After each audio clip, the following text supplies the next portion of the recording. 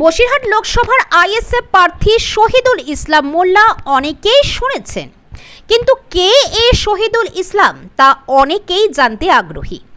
শহীদুল ইসলাম মোল্লা বর্তমানে বসিরহাট আমিনিয়া সিনিয়র মাদ্রাসার প্রধান শিক্ষক। ছাত্রাবস্থা থেকে একাধিক আন্দোলনের সাক্ষী থেকেছেন তিনি। আর এই ছাত্র আন্দোলন থেকে উঠে এসে তৎকালীন সংখ্যালঘু উন্নয়ন প্রতিমন্ত্রী আব্দুস সাত্তারের হাত ধরে বাম রাজনীতিতে যোগদান করেন। তার শিক্ষাগত যোগ্যতা MA, MM, BEd। শুধুমাত্র রাজনীতি নয়, মাদ্রাসা শিক্ষা ব্যবস্থায় আন্দোলনের অন্যতম মুখ তিনি। কলকাতা আলিয়া মাদ্রাসা তালতলা ক্যাম্পাসে মুসলিম মেয়েদের কামিল ও MM করার সুযোগ ছিল না। শহীদুল ইসলামের নেতৃত্বে আন্দোলনের ফলে মেয়েরা কলকাতায় পড়ার সুযোগ পান। একইভাবে কলকাতা মাদ্রাসা কলেজে ইউনিভার্সিটি করার জন্য জোর দাবি তুলেছিলেন। বসিরহাট মাদ্রাসার আগে তিনি বলদেপোতা আমিনিয়া সিনিয়র মাদ্রাসায় শিক্ষকতা করেছেন। সেই থেকে বসিরহাটে তার সুপরিচিত কম নয়।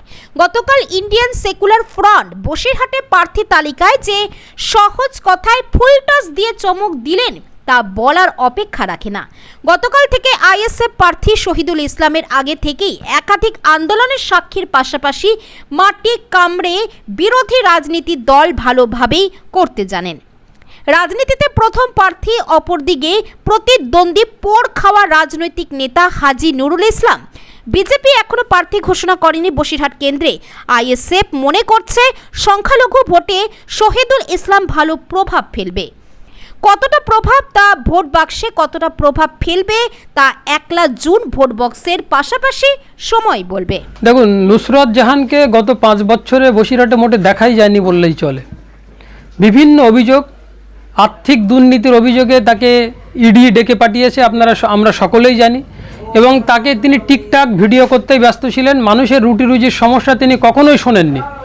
তিনি বিভিন্ন জায়গায় বিভিন্ন দেশে বন্ধুদের সাথে ঘুরে বেড়িয়েছেন, এইসব তিনি করে বেরিয়েছেন। আর টিকটক ভিডিও করেছেন। সংসদের উপস্থিতি হারও খারাপ এবং তিনি কলকাতায় থাকেন। বসিরহাটের মানুষ তাকে কোনো কাজে পায়নি, যে কারণেই তৃণমূল আবার কিন্তু ক্যান্ডিডেট চেঞ্জ করতে তারা বাধ্য হলো। দেখুন, বিগত 15 বছর যে তৃণমূলের এমপিরা ছিলেন, কেউ এখানে বিশেষ কিছুই করতে পারেনি।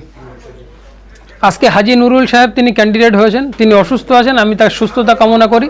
তিনি সুস্থ হয়ে ময়দানে আসুন। গণতান্ত্রিকভাবে তার বিরুদ্ধে আমাদের যে লড়াই সেটা থাকবে, কিন্তু অবশ্যই তার সুস্থতা কামনা করি।